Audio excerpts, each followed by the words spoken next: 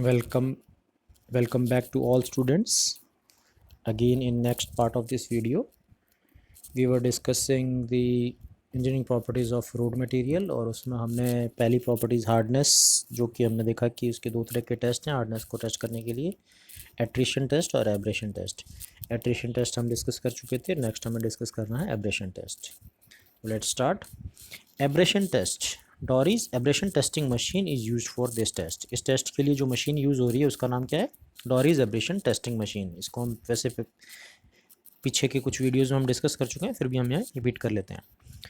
It consist of revolving steel disc that is provided at the top with two funnel shaped metallic projections placed at diametrically opposite ends।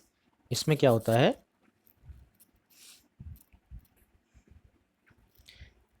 एक steel की plate लगी रहती है और दो funnel shaped projections होते हैं और मोटर जो लगी है वो इस डिस्क को घुमाती है और इस एक प्रोजेक्शन में हम अपना जो सैंपल जो हमें टेस्ट करना है वो रखते हैं और दूसरे प्रोजेक्शन के से हम स्टैंडर्ड साइज़ की एक सैंड एक फिक्स रेट से हम यहाँ पे गिराते रहते हैं, जो कि इस डिस्क पे गिरती है।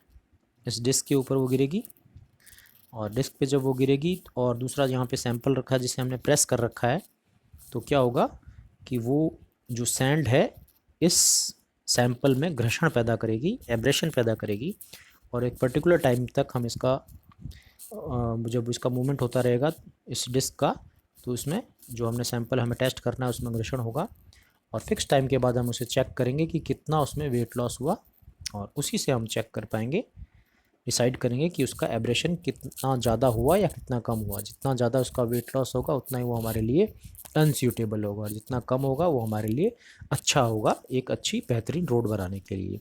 इसको हम पढ़ लेते हैं। It consists of a revolving steel disc that is provided at top with two funnel-shaped metallic projections placed at diametrically opposite and diametrically एक दूसरे के opposite हैं ये। In one projection, a dried weighed specimen of a stone is inserted and kept so pressed that its lower end touches the rotating disc। एक projection में हमने जो specimen test करना था वो इसमें रखा और उसको दबा के रखा जिससे कि वो टच करे रोटेटिंग डिस्क को, स्टील की जो डिस्क हमने बात कही वो उसको। The other projection is use for feeding standard sand at standard rate. Standard sand हम इसमें डालते हैं जिसका साइज़ फिक्स रहता है पार्टिकल्स का। After a fixed number of revolution of disc the stone specimen is taken off and reweighed. उसके बाद फिक्स रिवोल्यूशंस के बाद वापस उसको निकालते हैं हम टेस्टिंग सैंपल को, उसका फिर से वेट लेते हैं। The loss in weight is measured of abrasive resistance of the stone. जितना उसने लॉस किया वही उसका एब्रेसिव रेजिस्टेंस है स्टोन का। जितना ज़्यादा लॉस किया उतना ही हमारे लिए अनसूटेबल। नेक्स्ट जो प्रॉपर्टी है हमें डिस्कस करनी है वो है toughness. Along with rubbing action wheels of traffic also cause constant pounding to road aggregates. अब आपने देखा होगा कि अपने इंडियन रोड्स पे जो गाड़ी चल रही हैं, जो बड़े बड़े ट्रक्स चल रहे हैं या दूसरे व्हीकल्स चल रहे हैं, वो छलांगा मारते जाते रहते हैं, मतलब उसके ऊपर ऐसा इम्पैक्ट डालते जाते हैं रोड पे, कुछ एक पाउंडिंग की तरह, मतलब एक हथौड़ा मारने की तरह वो कूदते हुए जा रहे हैं। मैं साधारण शब्दों में समझाना चाहूँगा जिससे आपको एक कॉन्सेप्ट क्लियर होता रहे कि along with the rubbing action wheel of traffic also cause constant pounding to the road aggregates. जो रोड एग्रीगेट्स के ऊपर एक इम्पैक्ट डालते हुए जाते हैं, एक चोट पहुंचाते हुए जाते रहते हैं। This tends to break the road materials into small pieces, जिसकी वजह से जो रोड मटेरियल्स है वो टूट जाते हैं small pieces, which in turn reduces the life of road. जिसकी वजह से रोड की जो लाइफ है वो कम होती जाती है। Therefore it is desirable to test the road material for the resistance against the fracturing under the influence of impact due to traffic. इसलिए हमें जो रोड मटेरियल सेलेक्ट कर रहे हैं उसको सिलेक्शन से पहले उसकी ये प्रॉपर्टी हमें चेक करनी चाहिए कि वो कितना इम्पैक्ट झेल सकता है, वो फ्रैक्चर होता है या नहीं होता है। जितना ज़्यादा इम्पैक्ट वो झेल सकता है उतना ही हमारे लिए वो बेहतर है, उसमें रेजिस्टेंस पावर होनी चाहिए। It can be tested by impact test on stone. और इसके लिए हमें कौन सा टेस्ट करते हैं? इम्पैक्ट टेस्ट करते हैं। और दो तरह के टेस्ट अलग अलग हमें करने होते हैं, एक सिंगल स्टोन के लिए, एक एग्रीगेट के लिए। दोनों का अलग अलग बिहेवियर रहता है। तो आइए टेस्ट करते हैं toughness. Impact test for single stone. Test specimen cylinder of 2.5 centimeter dia and 2.5 centimeter height is placed on the anvil of the testing machine।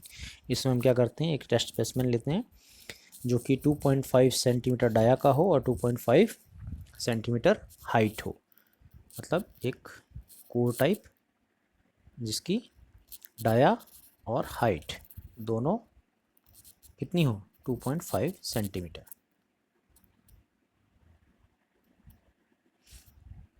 इस तरह का हम एक कोर सैंपल लेते हैं और जो टेस्टिंग मशीन है उसके एनविल पे रख देते हैं। अब एनविल क्या है, एनविल कुछ नहीं है, एक बेस, एक यूँ समझिए हार्ड मटेरियल है जिसके ऊपर रख के, आपने देखा होगा कि जो ब्लैक स्मिथ्स होते हैं, लोहार किसी एक लोहे के ब्लॉक के ऊपर जो रख के अपना जो भी मटेरियल है उसको कूटते हैं, पीटते हैं, उस लोहे के ब्लॉक को ही एनविल बोला जाता है। तो इस मशीन के अंदर भी एक ब्लॉक रखा हुआ है जिसके ऊपर हम अपना टेस्टिंग स्पेसिमेन रखते हैं, उसको एनविल बोला है।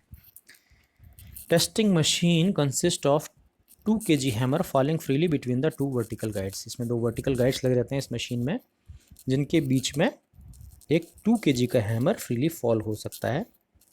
The blow of hammer are applied to the specimen through a small steel plunger which is kept resting all the times on the specimen. और स्पेसिमेन के ऊपर एक स्टील का प्लंजर होता है और इसके ऊपर वो हैमर ब्लो करता है। ब्लो मतलब उससे चोट पहुंचाता है। 2 kg का हैमर।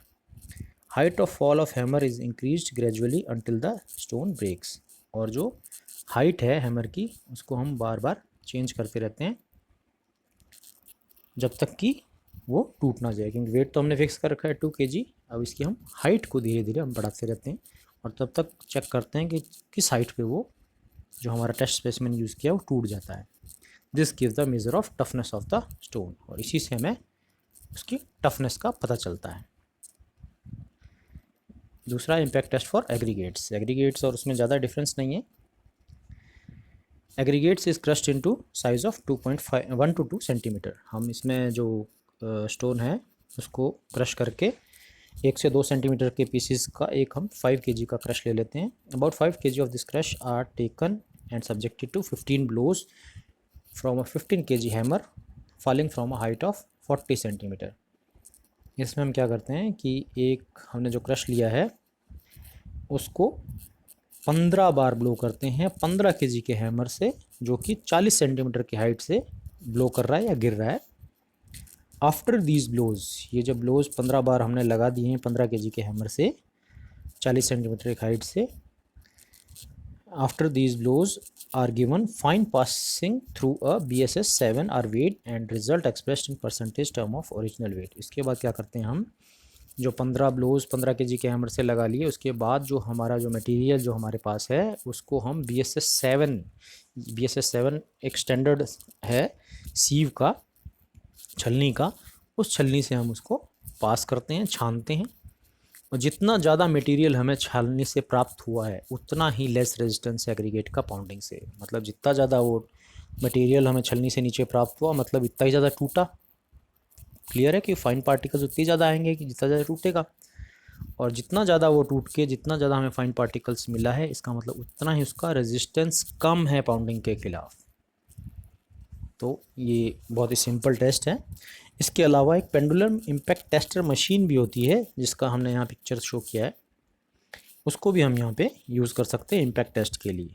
और इसके बारे में डिटेल हम आगे आने वाले कुछ वीडियोज़ में डिस्कस करते रहेंगे। और नेक्स्ट पार्ट इसका वीडियो का हम नेक्स्ट वीडियो में डिस्कस करते हैं। Thank you.